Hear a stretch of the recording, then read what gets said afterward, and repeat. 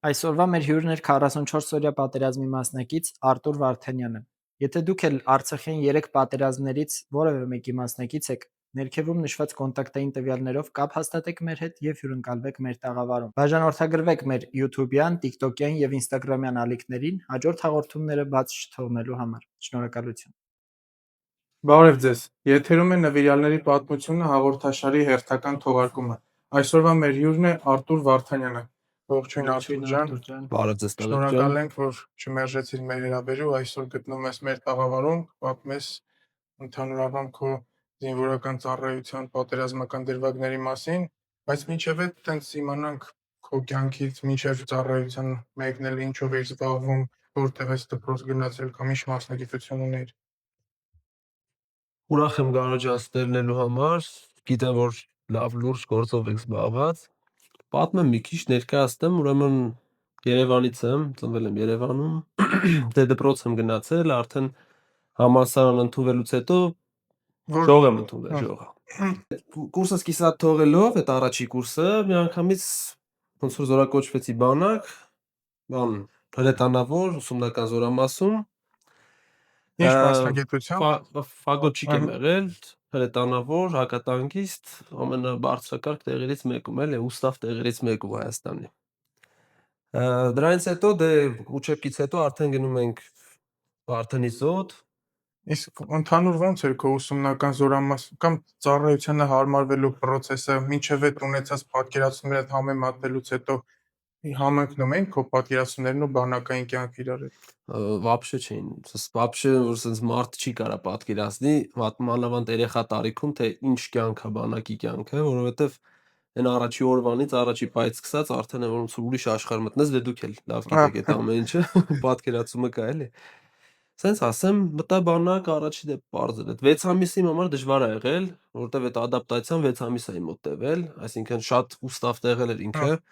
բայց դե ինձ թվում է այդ ուստավն էլ իր տեղ ունեցա, որովհետև պատերազմի ժամանակ այդ ուստավը էլի շատ գիտելիքով, քո մարտական պատրաստվածությամբ, բանակում ինչքան ֆիստա, այդքան ավելի լավ է զորամասը։ ու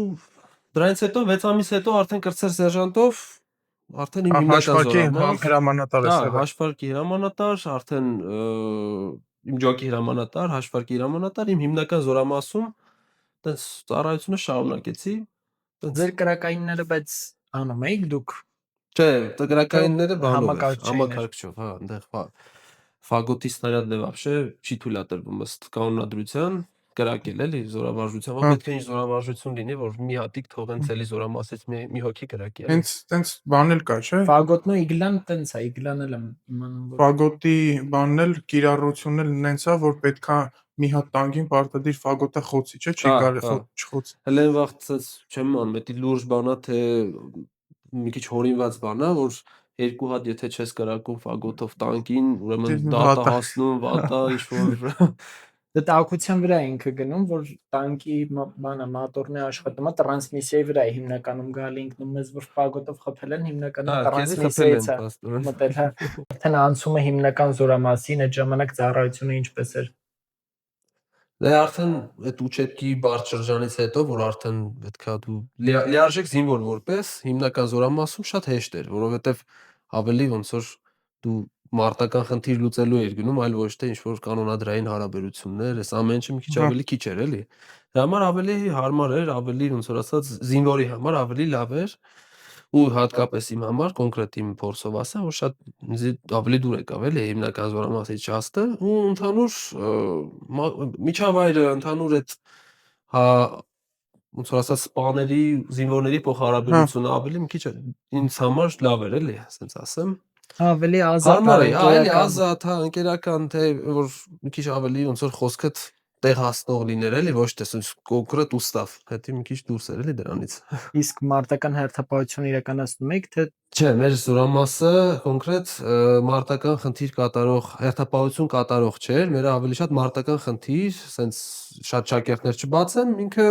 պատերազմական իրավիճակում հարագ արձագանքման զորամաս էր, էլի ավելի շատ սենց ներկայացնեմ։ Համալրման գումարտակ։ Հա։ Սեպտեմբերի 27-ի դրությամբ իսկ արդեն որտեղ էիք ու ոնց սկսեց պատերազմը ձեր համար։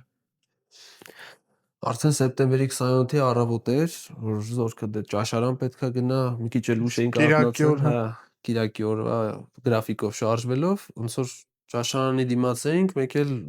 թշնամական բեսպիլոտնիկ, մի հատ սպա էր ինչ-որ, բա զորքը Նկատեց, հա։ հա, զորքը ցրեք, միտեղ մի հավաքվեք ու տենց ոնց որ ասած հասկացանք ինչ-որ լուրջ բան կա, էլի։ Դրանից առաջ էլ ինչ-որ զգացել էինք, էլի, մենք մեր զինվորական Մի քանի օր հոտառությունից, հա հա, տենց էլի, հա, լալված էր, հա։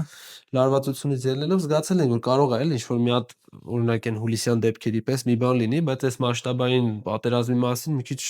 դժվար էր մտածելը։ Իսկ հենց առավոտյան Վարդենիսից Զորամասին հարվածներ եղան Չէ, հերթերով։ սենց ես առավոտյան եմ մենակ եղել, 27-ի առավոտյան եմ այդ ոնց որ ասած եղել, այդ պահին հակառակորդի բեսպիլոտնիկ եկավ։ Հա։ Արդեն մեր հակաօդային պաշտպանության այդ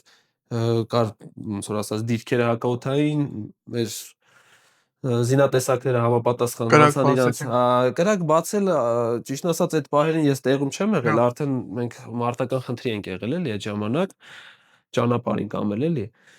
արդեն անցել են պաշտպանության էլի սենց ասեմ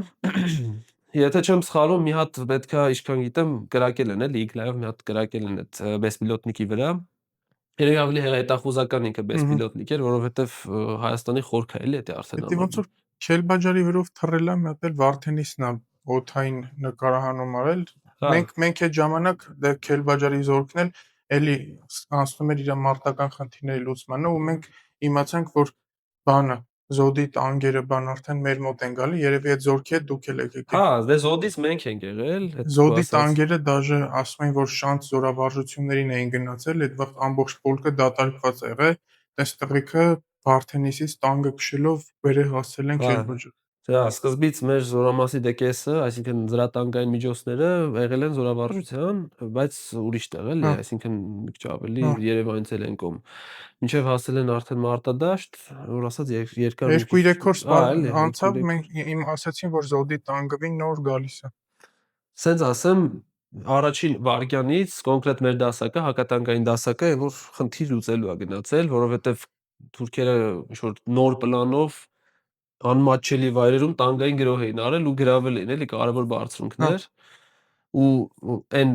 տանկավտանգ ուղղություն չի համարվել այն դիրքը, որը գրավվել է։ Այսինքն Քելբաջարը դե ծառայել ես գիտես, Կարո ջան, որ այնտեղ տանկերի հետ մի քիչ դժվար է էլի։ Մի քիչ չէ, լավ դժվար է։ Անտառային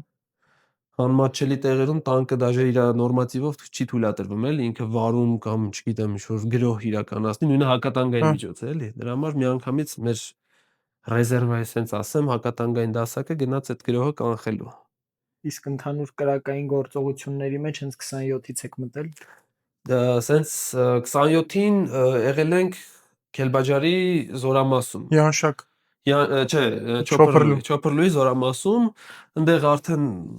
բանով ավիացիայով խփել էին էլի, այդ զորամասին կոնկրետ փլված ինչ-որ վիճակ էր էլի, զենք, զինամթերք, մարդիկ կային վիրավոր։ Սկզբից օգնություն մարդկանց, փլատակների տակից հանել, սենց էլի, զինամթերք բարձել, ուղարկել պոստեր, այս վիճակներ, մի քիչ խառնաշփոթ։ Մենք էլ դե մեր խնդիր ունեինք կոնկրետ այդ ամեն ինչից հետո արդեն զորամասի հրամանատարի մեր Օգնդապետ Իրիցյանի իր անունը պետք է ասեմ, որովհետև ինքը հերոս մարդ է, էլի, իր մասին էլ շատ կա ասելու։ Երկրորդ գումարտակի հրամանատարն է։ Էդի Յանշակում երկրորդ գումարտակի արդեն Հետո պայմանագրայինների պայմանագրային, այ իրանց հետ եմ եղել։ 4-րդ գումարտակի, Սևովազ գումարտակի հրամանատարն է եղել, էլի։ Իր հետ կոնկրետ իր գլխավորությամբ նույն մեքենայով բարձրացանք արդեն Որ դիրքում եք եղել դուք, ոնց եք։ Ուրեմն սկզբից եղել ենք 118 դիրքում, ինքը մի քիչ ավելի ներքև առաջնագիծ է էլի համարվում, բայց ավելի ապահով դիրք էր, սենց ասեմ։ Դրանից հետո բարձրացել ենք 119-120 դիրք, որտեղ որ այդ գրոհը իրականացել էր, էլի։ Կեսից դիրք չհասած ժամանակ, այսինքն դե ընթացքում էլ հրետանային հարվածներ, այժե ասես նստած ենք Ուրալում, այս դիմացից աջ կողմի մի հատ մայոր մարդ կար, էլի անունը Աղաս էր, ազգանունով չեմ հիշում։ Ուրեմն կրակեց, չգիտեմ ինչ զենքից էր, երևի սնայպեր էր կամ լուսացրող էր հետևից, էլի, ասենց ասեմ, ձեռը այսպես բարձրացրեց, ձեռի մեջ փամփուշտը։ Ասենց աշկից դեմ էլի, որ նայում այդ մարդուն, այդ պահին տես բան եղավ։ Այսինքն ուզում եմ ասեմ, այդ ճանապարհն էր էլի, այդպես գետերի մեջով, սարեր բարձրանալով հասանք արդեն 120 դիրքի տակ, որը արդեն մեզ ասել են, որ այդտեղ պետքա բարձրանալ, որտեղ դա տանգային գրոհեղ է։ Դիրքի անձնակազմից մի հոգի էր էլի, այտենց հակառակ իջնում էր, բա գրավված է դիրքը, չբարձրանա, կխփեն կամ չգիտեմ ինչ կանեն։ Իսկ հեռու էր ձեր մոտից արդեն, Չէ, որտեղ ինձ թվում է մի 3 պերևալ էր մնացել, որ հասնեինք, 119-ում մենք էինք, 120-ում իրանք, բայց մենք 120 էինք բարձրանում այդ պահին էլի։ Բա այստեղ իջեք, ոնց որ դե իջանք, զենք զինամթերք իջացրինք, ոնց որ եթե չեմ սխալվում, ԱԹՍ-ների էլի ինչ որ վտանգ կար հարվածի, մի կերպ ասես ճողոպրեցին, որովհետև ավտոյի մեջ, Ուրալի մեջ կումուլյատիվ ռակետներ էր էլի ամբողջությամբ, դե պարզ է էլի, եթե մի ԱԹՍ-ն կարա վնաս պատճառի, կումուլյատիվ ռակետը կարող է ասես մեծ տարածք էլի վնասի։ Արդեն ըստ դրա, ոնց որ ասած, մեր հետագա անելիքները փոխգնդապետ Իրիցյանի ոնց որ ասած գլխավորությամբ կարացանք էլի իրականացնենք, արդեն 119 դիրք բարձրացանք 1 օր հետո, ոնց որ մի պա ոնց որ հանգիստ սպասեցինք, տեսնենք ինչ է կատարվում, ինչ կարելի է կողմնորոշվել է տեղանքում։ Դեռ առաջի անգամ էլ էինք այդ դիրքերում, ոչ մի բանին տեղյակ չէինք էլի։ Բարձրացանք 119 դիրք, այնտեղ մեր հարձակման պլանը ամեն ինչ գծվեց, թե ոնց պետքա գրավենք, հետ գրավենք մեր դիրքը։ Ասես փայլուն պլան էր էլի, որ առաջին անգամ ռեալ ես ոնց որ ինչ-որ կինոյի ականատես լինեի, էլի, թե ոնց պետքա գրավենք շրջանցող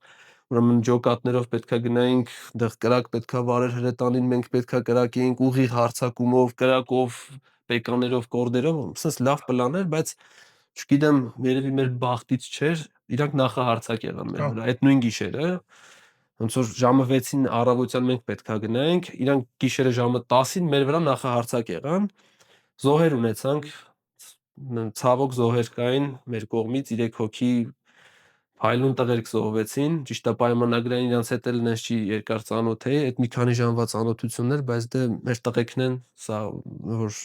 շատ ծանր տարանք էլի այդ դեպքը։ ինչով ավարտվեց Օպերացիան չեղարկվեց։ Օպերացիան չեղարկվեց, ընդհակառակը այդ օրը հենց այդ իրանց նախահարձակգործողությունը ջարդվեց այդ պահին, կոնկրետ լավ զոհեր տալով իրանք նահանջեցին։ Հաջորդ օր առավոտ ժամը 5:30 սկսեցինք մենք մեր հրետանային կրակով, սկզբից կրակն էր, հետո այդ նույն պլանը իրագործվեց, գնացինք դիրքը հետ գրավեցինք, իրանց դիակները իրանց պոստերում, մեր պոստում թռած, ոչ մի հատ sense հաղթական վիճակ էր էլի, դե դիրք հետ գրավեցին կոնկրետ։ Ես էլ առաջին անգամ ֆագոտ կրակեցի այդ պահին, որ հարցդ տանկ ունեին իրանք այդտեղ հերթապահ։ Սենց էր, իրանց պոստից, երբ որ իրանք կայծակնային գրոհով գրավում են մեր դիրքը, այսինքն հենց այդ 27-ի առավոտը, ուրեմն տանկով են գրավում, հետևից զորք է գալիս, լցվում է պոստում, տանկը հետ է գնում, տրակտորով այդ մի գիշերվա ընթացքում Տանկի ճանապարհ են բացում ու տանկերը հələ նահանջած վիճակում սարերի վրա սպասում են, որ տեսնեն ինչ է, կարող են 19 պոստն էլ մեր մնացած պոստն է գրավեն թե չէ ու հանձնեն առաջ էլի, բայց չկարացան, մենք հետ գրավինք ու սկսեց էլի իրանց կոտորածը արդեն։ Քելբաջարում, որ շատ ուժեղ դիմադրություն ենք ցույց տվել ու չգիտեմ էլի, կոնկրետ շատ զոհեր իրանք տվել Հենց դուք Օմարի լեռի կողքերում եք։ կողքերն էր, հա, կողքի մի քիչ առաջ ընկած, որ տիեզերքից է նայում ես, ինքը մի հատ պատկեր ունի էլի, առանձնացող առաջնագծից, այտենց դիրք է էլի ինքը համարվում։ Մերը ոնց որ դրա հակառակ թեյներ, հովազներ, եթե լսել ես, հա, ոնց չեմ լսել, հովազի կռիվների մասին եմ լսել։ Մենք իրանց բանը աջակցող ստորաբաժանում ենք, մեր BMP-ները հենց դիրքը պահելու համար բարձրացել էին հովազը պաշտպանելու։ Իսկ հետագայում ոնց ընթացավ արդեն ինչ ինտենսիվությամբ մարտերի մեջ շարունակեցիք։ Առաջխաղացում իրանք էլ այդտեղ չեն ունեցել մինչև ավարտը։ Չէ, այդ դիրքի մասով չեմ ունեցել, ճիշտ է։ Ընդհանրապես մի 3-4 օր է եղել շատ իրանց առաջ խաղացումը, հետո զգացին, որ չեն կարողանում գալիս են մեծ կորուստներ են տալիս, հետ են գնում, էլ չփորձեցին էլ առաջ գան։ Հովազ դիրքում էլ է տենց եղել։ Հա, ճիշտ է ասում, որ այսինքն առաջին մի քանի օրը կոնկրետ պլան ա եղել լրիվ ճեղքել այդ Վարդենի Երևան Ստեփանակերտ ճանապարհը այդ ուղությամբ, ոնց որ ասած կտրելու, բայց չի ստացվել, որովհետև կոնկրետ պատրաստ ենք եղել էլի այս առաջնագծում հակահարված տալու, ճիշտ դիրքավորվելու, ճիշտ ծրագրեր իրականացնելու։ Դրանից հետո եղել է հրետանային շատ ուժեղ արկակոծումներ, եղել է Սամախոդնի արտիլերիայի ուստանովկաներով են հարձակվել, էլի բայց տրաքել են, հերթով կպատմեմ հեսա։ Ամսի 30-ին եղավ գրող տանգային իրանց կողմից, Սեպտեմբերի սեպտեմբերի 30-ին, հա ժամով էլ անգամ հիշում եմ 11:30, ուրեմն գիշերը։ չէ, ցերեկ Առավոտ։ առավոտը 11:30 փոխգնդապետ Իրիցյանի հետ մեր ուրեմն տեսել էր տանկ, նկատվել էր տանկ, բա պետքա ոչնչացվի, խփեցինք այդ տանկին, ես իմ օգնական Վահեի հետ, դե հաշվարկի հրամանատարի, ֆագոթը դրինք ֆագոթի վրա, այդ ռակետը ու տանկը դե մնաց տեղում։ Մեկ էլ 15 րոպե հետո նույն տակից հարավից մի քիչ, ծորից ավելի տանկ նկատվեց, մի հատ էլ դրան։ Այսինքն ամսի 30-ին 11:30, 11:45 երկու տանկ խոցվեց էլի։ Հենց ադրբեջանական իմ հաշվարկի կողմից։ Եղել է, որ նոր զինտեխնիկա են մոտեցրել, արդեն այդ սաղուները որ եկել են, մի քանի օր հետո, արդեն մի քիչ եղանակային պայմաններն էլ էլի, Վատացան, ձուն հա, եկավ, հոկտեմբերի սկզբում լավ ձուն եկավ։ այդ ժամանակ հոկտեմբերի 1-ն էր, արդեն որ սենց ձմեռ էր էլի, մեր մոտի պատկերացրած ամենաուժեղ ձմեռներից էր ընդ է։ Մառախուղ, Մառախուղ մի ձուն, քիչ հա, դժվար էր էլի, այդ հեռավորության վրա կոնկրետ դու տանկը պետքա տենաս, ֆագոթի քո նշանառությունը պետքա պահես վրան, որ ռակետը գնա կպնի էլի։ Օպտիկայով էր ինքը։ Օպտիկայով, հա, բայց մառախուղը փագում էր միշտ, ու որ սենց մի անգամ եղել է փուստ եմ տվել, բայց լվոր դատ չի ասել։ Չէ, դա էլ հումորի մեջ մի քիչ, բայց տվյալ այդ սաուն որ փուստ եմ տվել, վերջը խփեցի էլի, սենց ասեմ, Սաուի բաշնան էլ թռավ, սենց էդի մի հատ ուրախ պահեր էլի, Ինքը բան էր, հրթիռ կրակող ինչ որ։ Բա ինքը D30 ուղղակի ծիգաչի վրա հավաքած, Հա, այսինքն տանկի տեսքով սամախոդկա։ սամախոդկա, հա, սամախոդկա 150 մմ կրակող սամախոդկա էր։ Իրիսյանը քիթ էր ասում իրան, ասում էր բռունցք, իմ պազիվնոն բռունցքն էր էլի, տենց պոստերի տղերքի հետ որ խոսանք, ինձ միշտ մականունով են դիմում, ասում են բռունցք պետքա քթին խփես։ Դες սաղ ռացիա խոսում, սաղ պոստերը լսում, որ Իսկ հետ եղել է, որ տենց պատահական ադրբեջանցիների ալիքի տակ մտնեք այդ ռացիա խոսալուց, սկսեք իրանց հետ խոսալ։ Մեր մոտ օրինակ շատ էր լինում։ Սենց ասեմ, Գարջան, ուրեմն իրանք մեր պոստը երբ որ գրավում են, ռացիա տանում են, ու մենք գիտենք, որ իրանք լսում են մեզ։ Շատ ժամանակ Իրիցյանի այդ որ ասում եմ, մարտական ճկունություն, չգիտեմ, պատրաստվածություն, ուրեմն տեսնում ենք էլի, հետախուզությունը ասում է, որ մի 8 ուռալ մարդ է եկել, 8 Իրանց ուռալ, մոտ, հա։ Ու ոնց պետքա դեմները առնենք, Իրիցյանը ռացիայով սկսում է կապ տալ։ Կողքը ես եմ Իրիցյաննա, պոստի ավագնա, կապիտաննա մեր կանդազ ենք ասում իրան էլի։ Նստած ենք, բա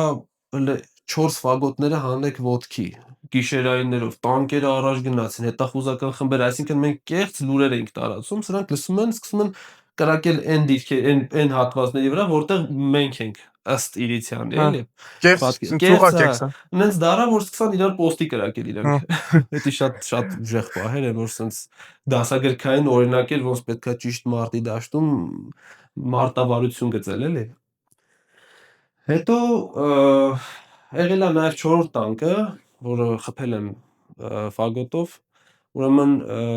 ամսի 23-ին, հոկտեմբերի 23-ին, երբ որ ամերիկյան հրադադար պետքա հաստատվեր, բայց չկար այդպես բան, Ցանկացած հրադադարից 5 րոպե հետո նույն ինտենսիվությամբ էլի շարունակ։ Դաժե չէր էլ հրադադարը հաստատվում էլի։ հա, Որ դրվագային խոսակցություն էր էլի, ինչ որ հանգստացնելու կամ ավելի լարելու համար իրար։ չէ, հրադադարները միշտ խախտվում են, այս միշտ են, որ դրա նախորդողներն է խախտվեց, մեր Իրիցյան ասացել հույսները չենք դնում ոչ մեկի վրա։ Հենց ժամը 8 եղավ, ասես դու քո տանգ ենք տեսել, էլի զորում թողել փախել են, ասես դու այդ տանգը խփի լիկվիդացրա։ Հենց ժամը 8-ին նա տանգի բաշնել դե թռավ, ոնց որ ասած 4-րդն էր էլի։ Խազը դրեցի 4 հատ։ Իսկ տեխնիկա եղել է, որ արկայավեք տենց դե անհարմար էր դիրքը Չէ, բերելու համար։ սենց ասեմ, Սակջան, ուրեմն տեխնիկայի մասով եղել է տեխնիկա, որը մեր մոտից, մեր պոստերից նկատելի չի եղել, բայց եղել է ոնց որ մեր ու ադրբեջանցիների դիրքերի մեջտեղում, ինքը ձորի մեջ։ Ուրեմն այդ տեխնիկան մեր կողմից արգրավել չէին կարա, որովհետև Բերելու խնդիր կար էլի։ բերելու խնդիր կար, ոնց որ իրանց դիրքեր կարար բարձրանալ, մեր դիրքը դժվար կգար էլի, որովհետև ոչ ճանապարհ կար, ոչ ոնց որ ասած այդ ռիսկին արժեր դիմել այդ պահին, ոչը իրանք էին դիմում։ Ու էդի տեղ էլ մնաց մինչև կռվի ավարտ։ Մինչև հիմա երևի, հա։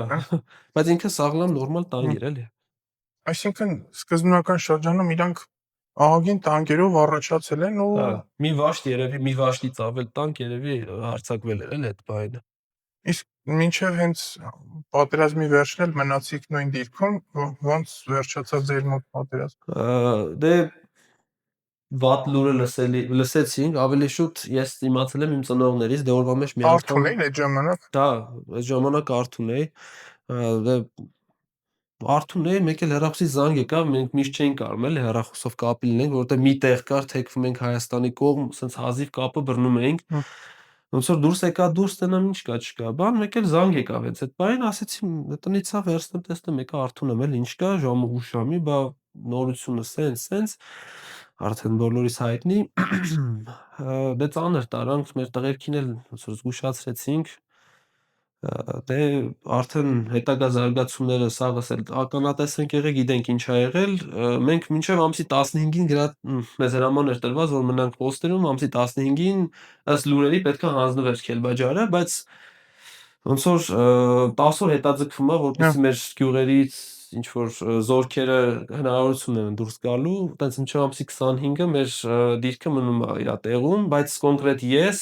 իջել եմ ամսի 18-ի նոյեմբերի, այսինքն սեպտեմբերի 27-ից 52 օր հետո։ Այդ դիրքից իջել եմ, արդեն իմ Ոչ մի օր չեք հանգստացել։ Չէ, ես ոչ պերեսմենկա են ինձ արել։ Դե նենց էլ չի, որ կհամաձայնվեի։ Դիրքը կահավորած էր, ընդհանուր առմամբ ոնց էր, պաշտպանական ամրությունները ձեր դիրքում լավն էին։ Սենց ասեմ, մենք պատերազմի ընթացքում 2-3 անգամ ավելի ենք ամրացրել դիրքը, այսինքն մինչև պատերազմը ինքը պատրաստ չէր այս պատերազմին, բայց այդ ընթացքում էլ շելերի քանակով, իր շելերի ամրությամբ, իր խրամատների կամ այդ յաչեկեքի ավելի հուսալիությամբ, ոնց որ դարձինք ավելի ամուր, ինձ թվում է, այն որ թեկուս տանկ էլ կրակեր կարող է շատ քիչ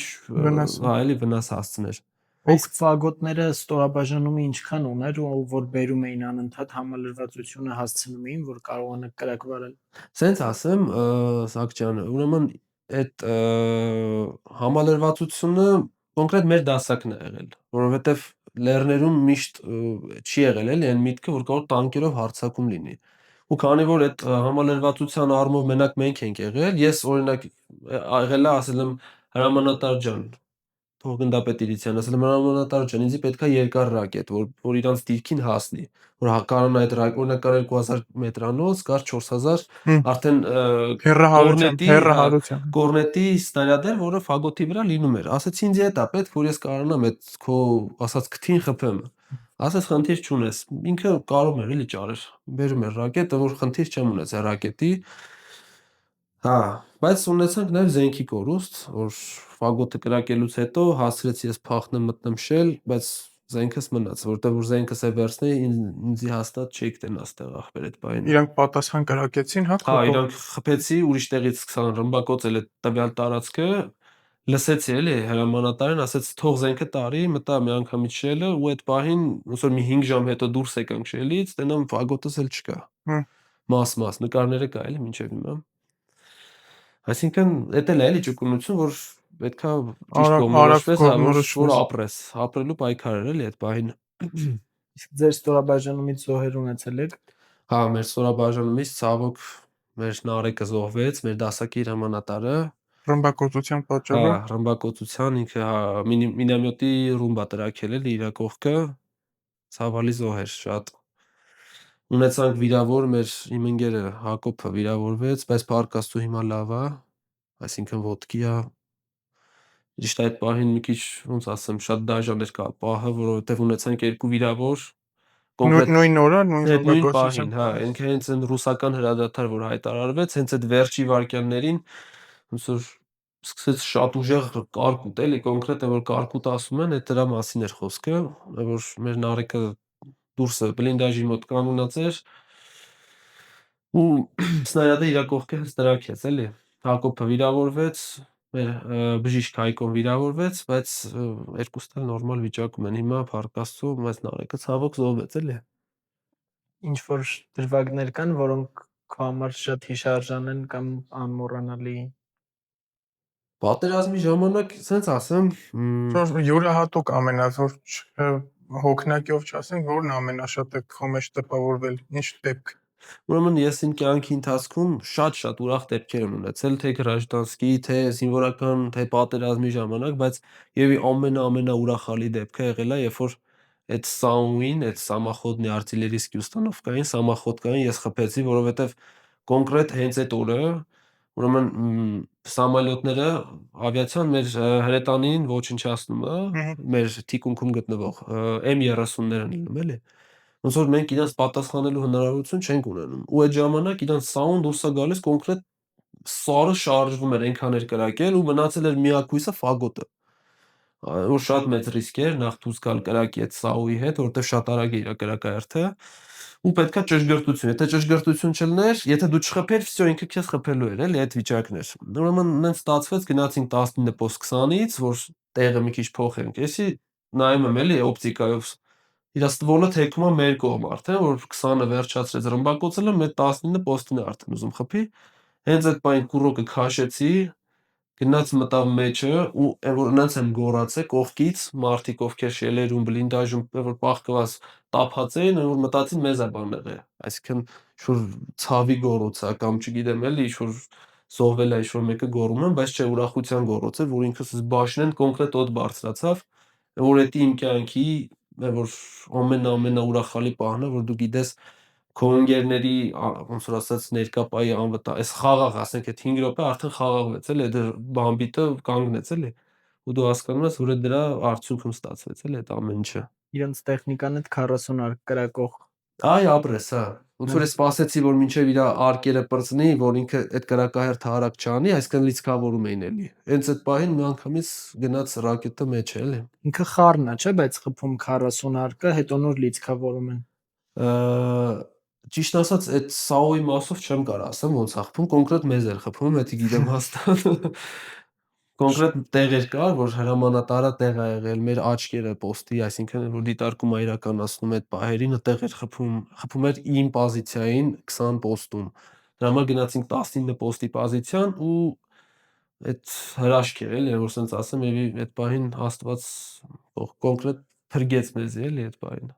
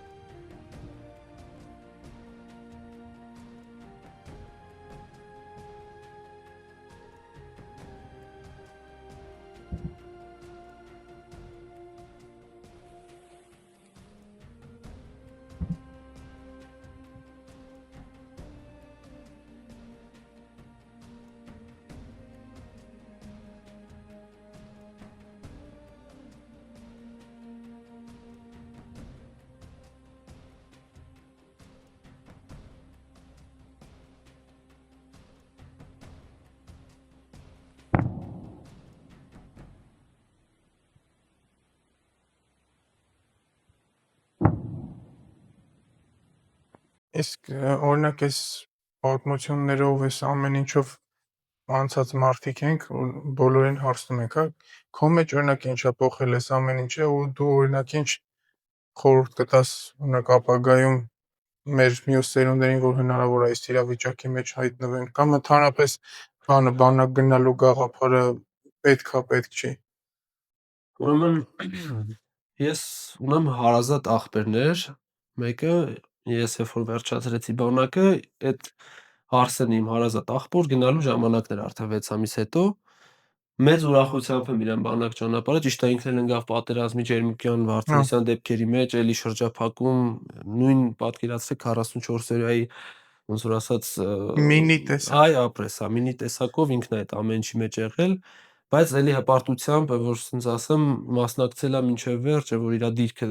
մինչև հիմա էլ ոնց որ ասած մեր մոտ է, հա։ Ու կասեմ մեր սերունդներին հետեւյալը, որ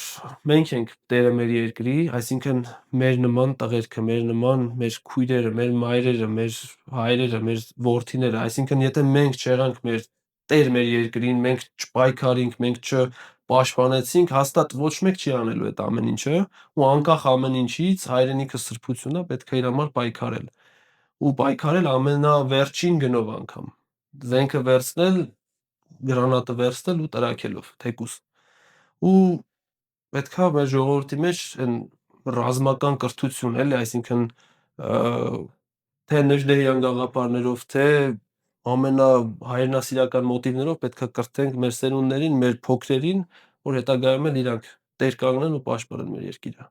Ամփոփելով այսօրվա հաղորդումը կուզենայի մեջ բերել Գարեգին Նժդեհի խոսքերից. կռիվներում հերոսանալուց ավելի դժվար է կյանքում հերոսավայել կեցվածք ունենալը։ Շնորհակալություն մեզ դիտելու համար։